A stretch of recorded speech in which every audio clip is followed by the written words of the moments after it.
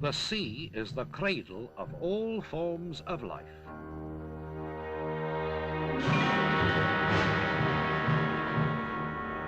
It is believed that over 1 billion years ago, the first tiny seed of life formed itself in the sea.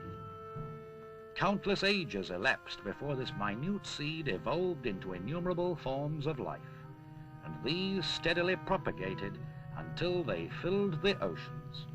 Some found their way to the land, and then all the continents and islands on Earth came to be populated with forms of life.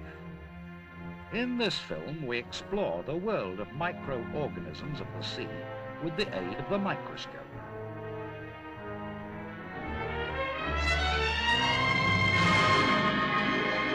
The sun emits intense energy.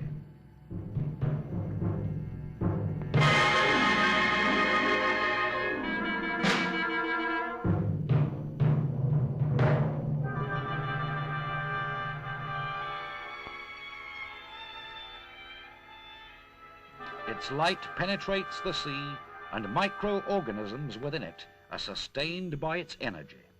The sea is filled with these microbes.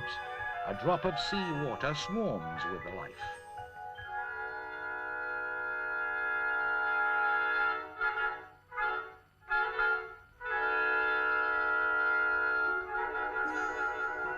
These are plankton.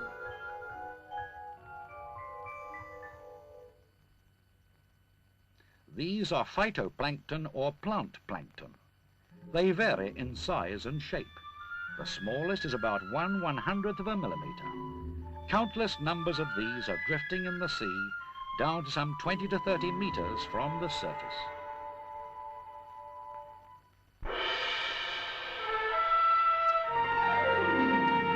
The breeze caresses the waves under the steady rays of the sun. The seawater contains various inorganic substances, such as oxygen, carbon dioxide, phosphates and nitrates, which nourish plant plankton. Diatoms take in such nourishment and perform photosynthesis with the sunlight, which penetrates the waters.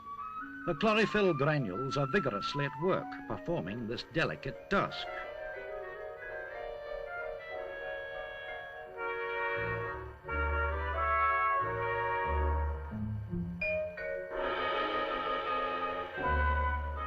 Here is another plant plankton or diatom. Each one seems to be filled with strength, having absorbed the energy of sunlight. Such substances as carbohydrates, oils and fats are formed within its body.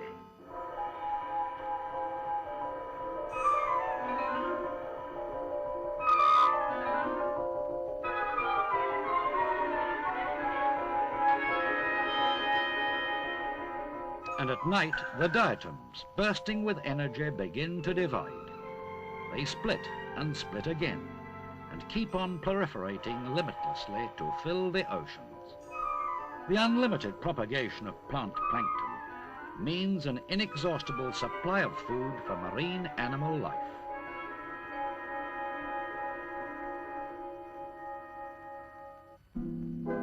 Here is a kind of animal microbe called foraminifera. It extends cobweb-like pseudopodia to catch diatoms.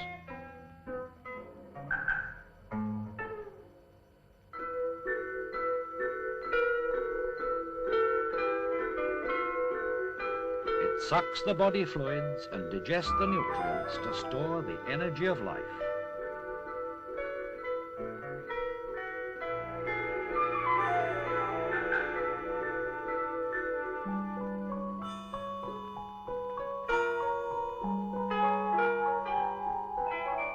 Here is another kind of animal plankton called Noctiluca.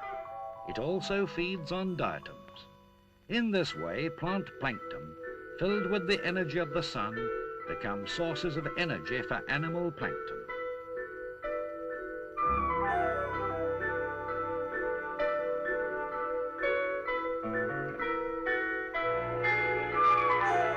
What an assortment of animal plankton.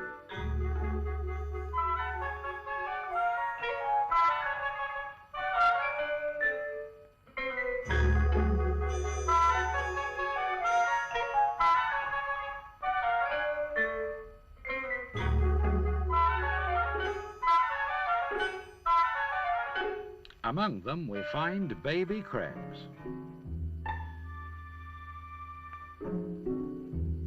Some are vigorously thrashing the water to attract food.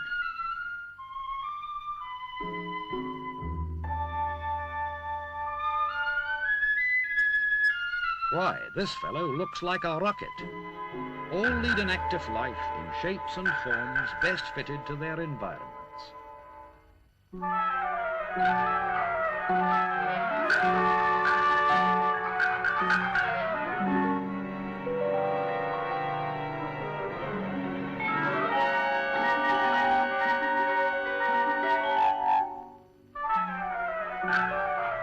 This one has a most elaborate form. It's a kind of radiolaria. Another kind.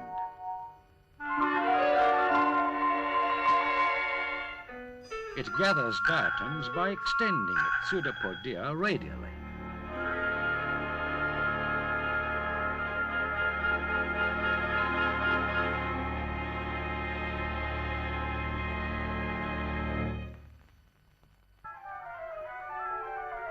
In the marine world of microbes, activity never ceases.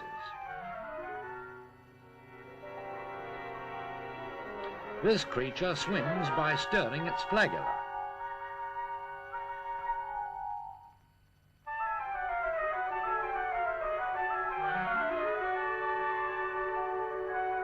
And this one seems to be jet-propelled.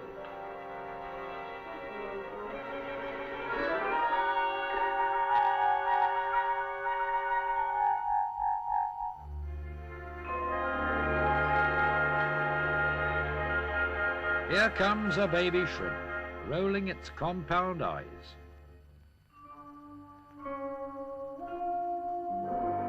The shallows near the shore. Here too are numerous kinds of microorganisms. These grow at the bottom of the sea. In fact, the whole seabed is alive with various forms of bentonic life.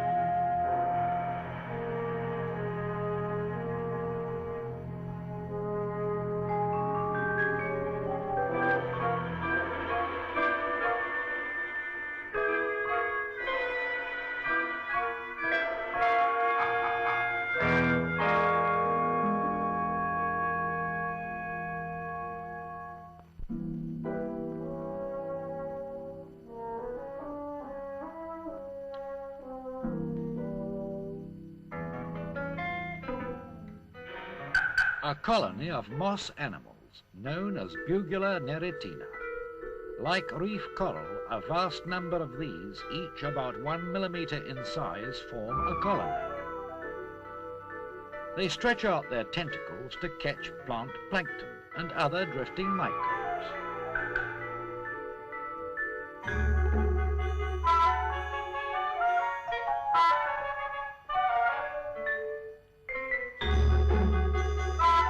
These are sucked into the mouth. The numerous flagella on the tentacles are a stir to attract food.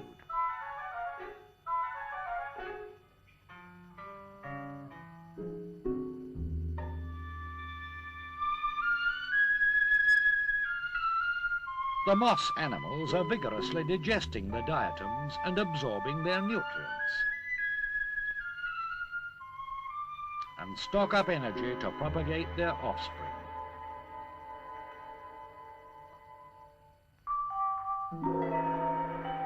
A baby moss animal is born.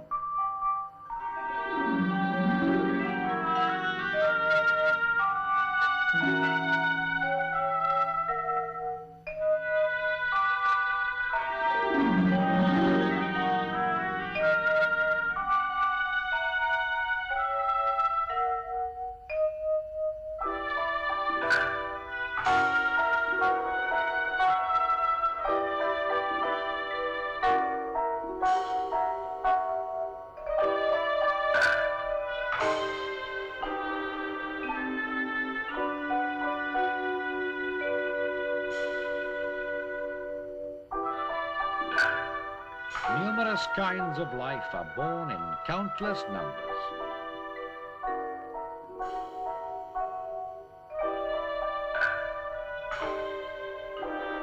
The young grow on their mother's back.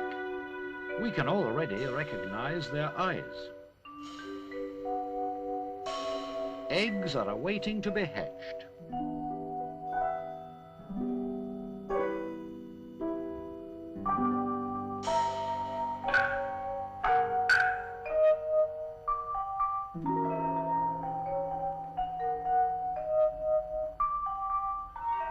Sea urchins spout their eggs in great numbers.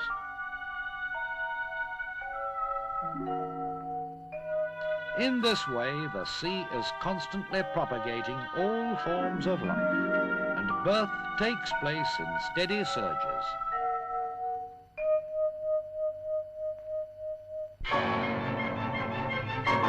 A school of dolphins. Fish in panic try to escape from their larger foes. And though these fish scamper away frantically, they constantly prey on plankton.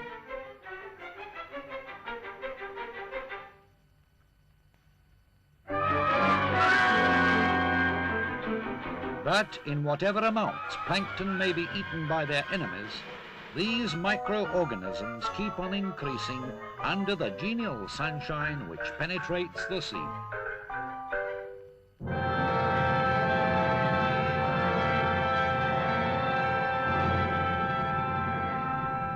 And all the while, deaths take place in equally vast numbers. A swarm of microbes about to end their life. Death is approaching the plant and animal plankton alike, which once filled the ocean all fresh and vivid.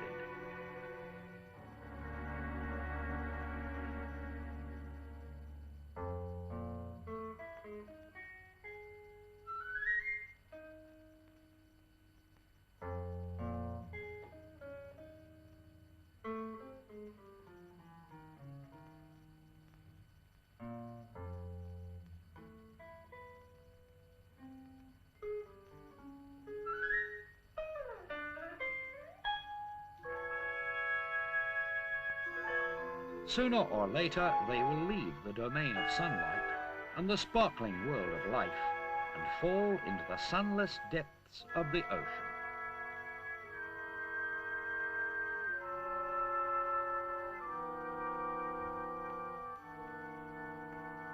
The remains of the dead organisms are attached by bacteria, and they slowly rot and decompose into lifeless, inorganic matter and dissolve. Thus, after death, all organisms in the sea are reduced to water, and as they sink to the bottom, give their substance to plant plankton as its food.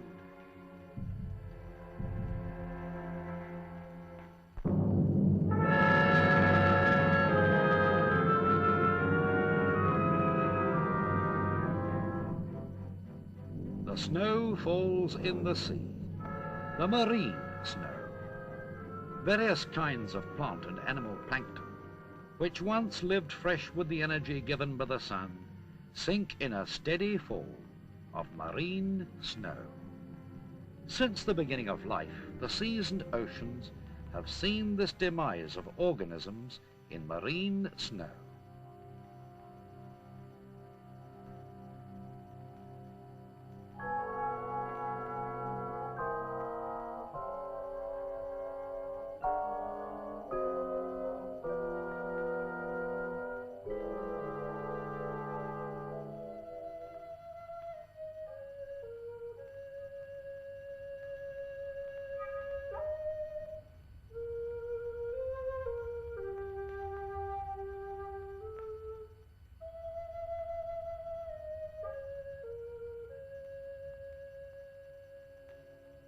Marine snow falling on a continental shelf.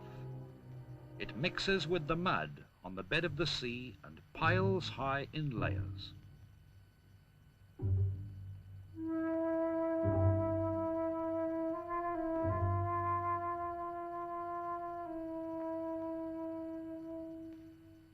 But in the mud, which lacks oxygen of the floor of the ocean, bacteria exist. They swarm over the marine snow to devour what little oils and fats are left undecomposed. The marine snow is further decomposed, mixed with mud, and turned into oily matter, which is called protopetroleum.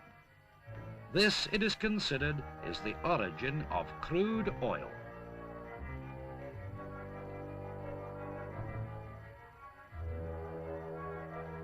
Through the ages, the mud accumulates on the seabed in layers hundreds of meters or even thousands of meters thick.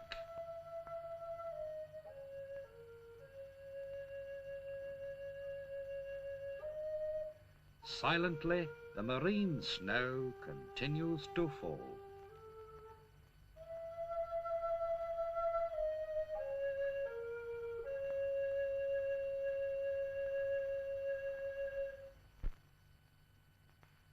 On the other hand, the sea has accumulated other forms of sediment. From the formation of continents, great masses of sand and mud, carried by the rivers to the sea, have accumulated on its floor. Due to the crustal movements of the earth, sometimes layers of mud and sometimes layers of sand were formed alternately.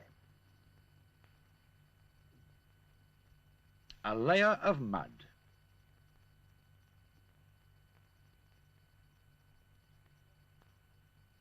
Now a layer of sand. In the course of millions of years, these layers accumulated in vast numbers, and the oily substances contained in the mud were transformed into crude oil and gas by heat, radioactivity, and catalysis.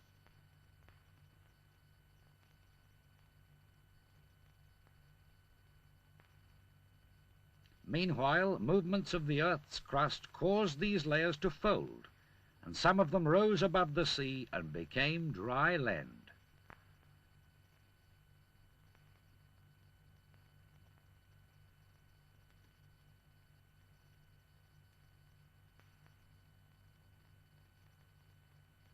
The crude oil and gas and water contained in the layer of mud were pushed up into the layer of sand above, and were accumulated separately in the anticlines of the folds according to their specific gravities. The sand layers became sandstone strata to serve as natural tanks, and the mud layers above became mudstone strata to function as caps for these tanks.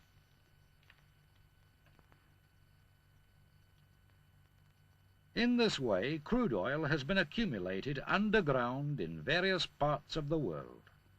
The oil fields already developed and the zones which are considered to contain oil deposits cover vast areas. These crude oils were formed about 1 million to 250 million years ago.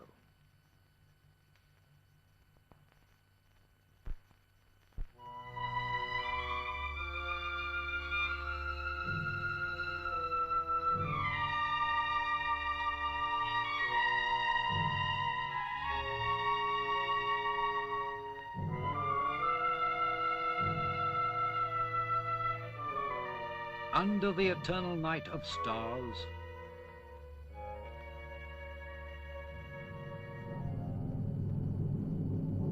the crude oil stored deep in the ground from remote antiquity is now pumped out, and the waste gas is burning furiously over the oil fields of the Middle East.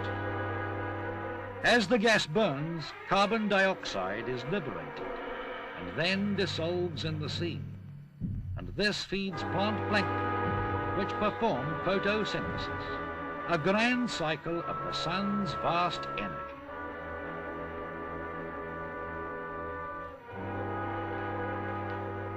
The flames soar skywards as the waste gas burns at the oil plant.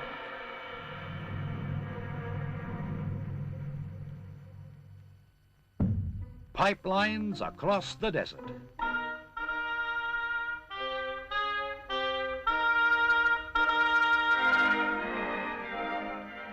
Enormous quantities of crude oil just pumped out of the ground, flowing along with all its bubbles and impurities. The energy of the sun, which once gave life to tiny organisms in the sea and has lain dormant deep under the ground as crude oil, is now sent to all parts of the world to promote present-day civilization.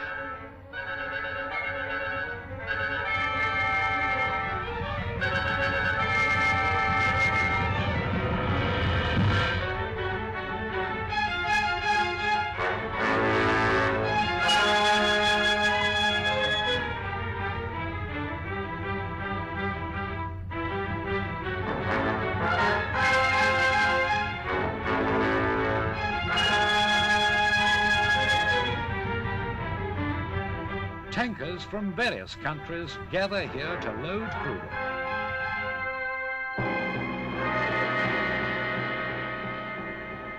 The barren desert, which in the past never attracted attention, is now undergoing a rapid transformation into a center of great activity.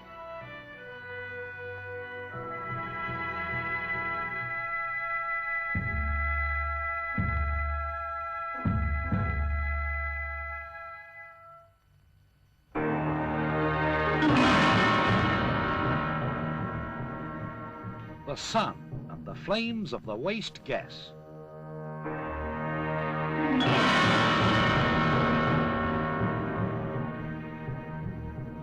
We have explored the world of microbes in the sea, and in so doing we have traced back the great cycle of the energy of the sun. Still the sun emits its intense energy, and nature continues its magnificent and limitless cycle.